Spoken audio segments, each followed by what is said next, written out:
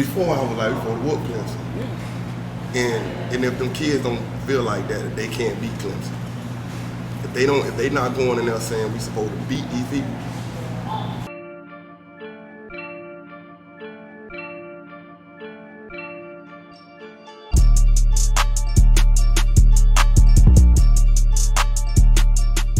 All right, we back here, man. And listen, man, y'all want to get involved with the stock market, man? 786-459-4499. And go get you a Caneville shirt or something, man. Footballville.shop. We're here with Romelo Bain, track coach at Miami Northwestern. Played on the Ohio State team, well, the Miami Hurricane team that got robbed by Ohio State, you know what I'm saying? But let's fast forward to 2020. Romelo Brinson, how good is Romelo Brinson? Oh, man. That kid is pretty dang good, pretty good. I don't know where his ceiling at yet. Right.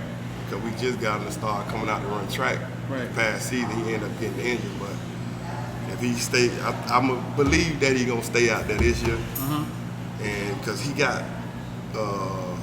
what you call sneaky speed. Yeah. He don't appear he's fast, but he's pretty fast. If you ever watch him play, once he catch that ball in the open field, he get away from people. How far how good he's gonna be, it's gonna be on him. Right. Talent-wise, off the charts. Okay, he can play like a little receiver, even though he's a big receiver. Right. He's a good kid, though, ain't he? Very good kid. Right. He don't even talk much. Yeah. He always chill, laid back.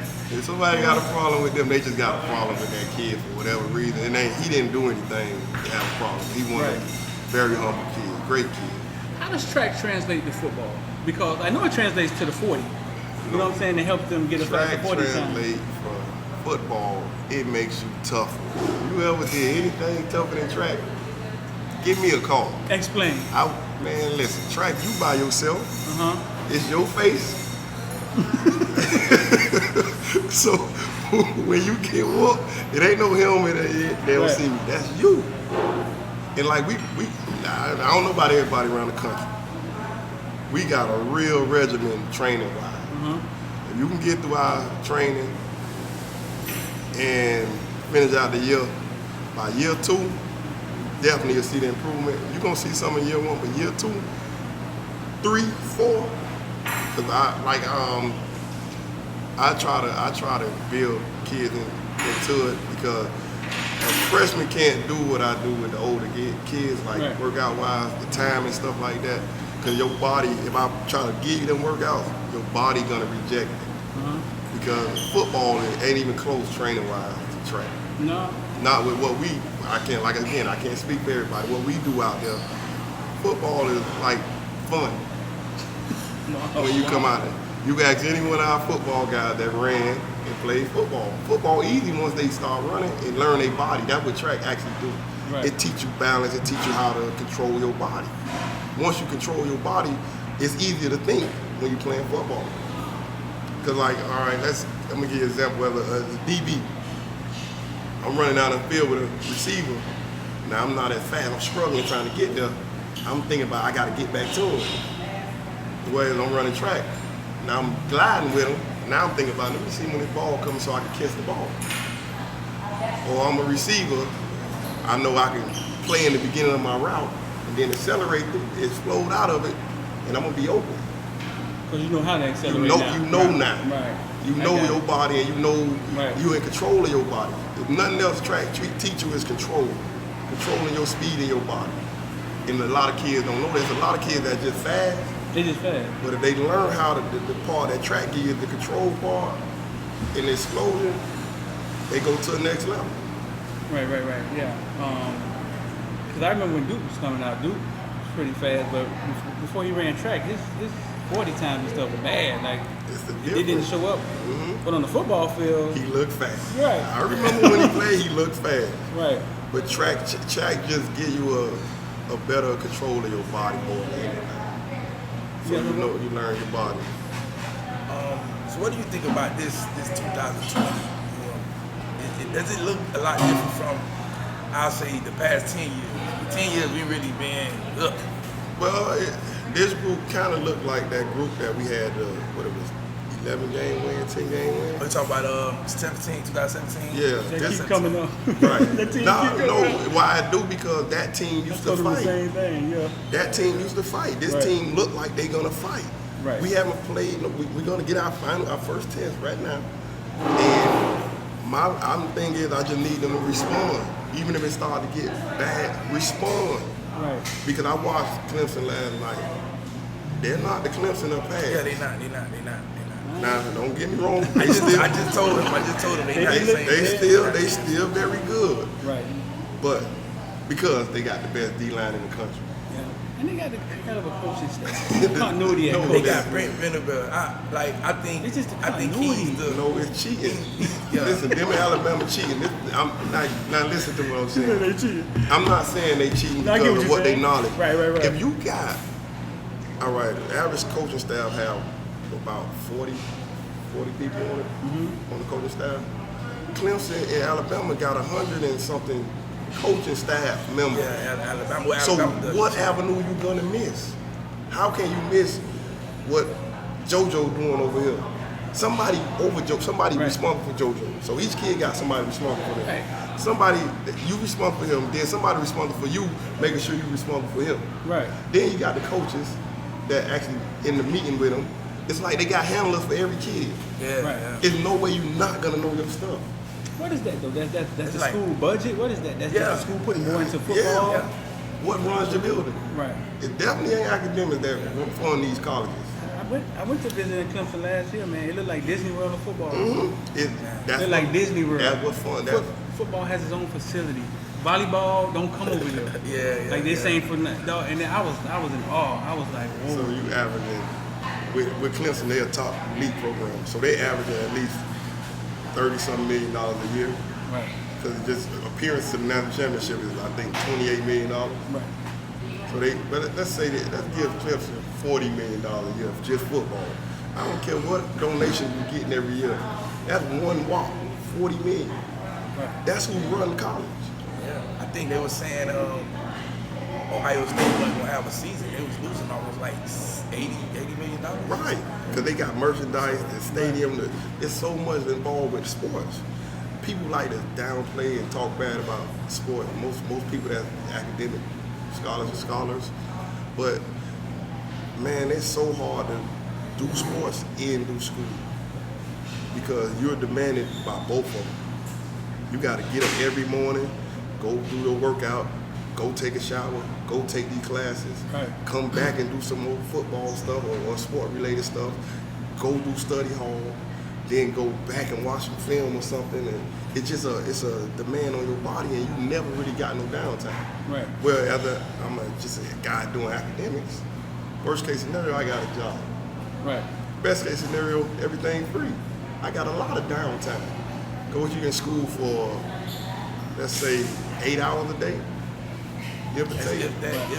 Yeah, give that. It depends on you, how you schedule your stuff. You got 8 hours of school, and then you got to chill. Right. So you honestly tell me you feel like athletes are stupid. It's mind blowing. I guess because I was on the athletic side, Right. and I guess that's why I can view it from over there. But a person that didn't do athletics, they view it different. And I always tell people, just ask the athlete a question. Don't assume that they stupid. Ask them. I remember one time I was doing a group project. I did the athlete way. I sat there saying, y'all think I'm dumb? I sat there and let them do the project. One person asked me a question. And I said, well, y'all did all that wrong. This blah, blah, blah, blah, blah. So why you ain't say nothing? Because y'all thought I was a dummy. I just stayed out of it. They thought you just supposed to sit there, right? I did what they allowed me to do. The dumb Right. jock. The I dumb was the jock. dumb man. jock. Yeah, the dumb jock. That's what they felt. I was the dumb jock. All right. I'll take the free grade. But yeah, I would say they want to be mad with the athlete or feel out. Ask the athlete. Right. And I'm not saying all of them gonna do their work, all of them good. I'm not saying that because that's with both sides of it. Everybody ain't smart. That's in college. Everybody not smart in college. Some people just know how to work and get around it. Yeah. And the only thing I like, school isn't for everybody. Right. I know as an athlete, that's a hard task to be able to balance school and sports. That's very, very hard. I don't care what nobody say. Even if you're getting by with some sort of assistance, it's still just super duper hard. I applaud every athlete that's in college doing that stuff. Yeah. So, I got a question. I want you to think real hard about this. So, after everything you went through, playing youth football, high school, college, you transferred, you make it to the NFL, right? Once you made it there, did it feel like you thought it would feel? Did it feel like I made it? Or did it feel like more money, more problems? Did it feel like, you know what I'm saying? How did it feel? Did it feel? No, honestly, I never thought about it until later on in life when I wasn't playing. And my friend said something to me and I didn't. I never even equated it or put it in that thought. Because growing up here, we assumed that we're supposed to go to the NFL. Right. I never thought in one time in my life I wasn't going to the NFL. But that's not the reality of it. But it's so many of us, we in a hotbed where we go. So I get it. One of my friends asked me a question, you think your life is regular? Like, yeah. He say, so tell me how many people you know went to the NFL? And that's what made me sit back and think. I said, that was a big accomplishment. It was. But I did not 1%, realize. 1%, 2%. All my life, I never even thought about it in that manner. I just was doing what I was supposed to do. Right. So I had a great time playing. I had a great experience, but I did not think about it in the way you just asked. Right. Until I didn't appreciate it until later on when he made me think about it. Right. Because it was something that I just thought I was supposed to do. Right. I was more mad that I didn't get drafted. Just about to say that you probably had the other thought about so it, like, man. It wasn't like, yeah, I made it. No, I was mad. Because what it was, the fourth round, with the Tampa Bay call, I was mad. So now it's stupid. I didn't answer the phone. Because I'm like, I'm going to just go free agent and make the team. Man, no, you got to elaborate on that. Let us into the mindset. You out 20, 21? 22. 22. Let us into the mindset of a kid, because sometimes as adults we forget how we was thinking as kids. You know what I'm saying? How do you not answer the phone? Let me tell you now, it might, again, my brain was different at that time. All the tabloids and everything got me going second, third round, only because I'm at a small school with no first round. Right. I'm going through the second round, third round, get a call. Hey, we're going to take you with our next pick. Answer the phone. Phone ringing. I'm mad. Now, if I could reverse that, I would have picked up that phone and my life might have been different. I don't know. So if you don't pick up the phone, they still can draft you. Right. But, I don't know what happened, but they still could draft you without you picking up the phone. You was mad because you felt like they tried me. They tried me, done got That's people the killed. worst thing They done got in people, the world. They done got draft picks. And this is why I argue with the kids right now. Don't think they trying. That emotions, it's emotions, period. It's our emotions, man, as young black men. That they trying. We have to, that emotion side of it, we have to be able to control that. That's all emotion, though. You didn't answer the phone for all your life. I didn't want to do that. But I didn't think of it in that manner. I was spoiled. Yeah. I was supposed to be a first round pick. Yeah. What your family said? Your dad was there, right? But what he said? He didn't know when I answered it. You think I told him that? I just looked at that. He made decisions on his own. That's the decision you said kids in college make. Oh yeah. Think about them smoking that weed. Like, come on, bro. You were talking about the transfer portal and how he can't be allowing these kids to just do what they want to do. They need to stop that transfer portal. Everybody too emotional. Yeah, and the guy out of hand. I ain't playing the first 2 games. I'm man, finna don't transfer. feed to you their narrative, man. Man, that's the worst thing ever. By you saying it, like they opened up a free agency. It's like basically, man, I ain't happy. All right, I ain't happy. I'm leaving now. And they shouldn't have that power. Why? They should. Huh? They should. They should. But it should be a process to it, because you need to be able to sit down and talk to somebody before you make this grown person decision. Right.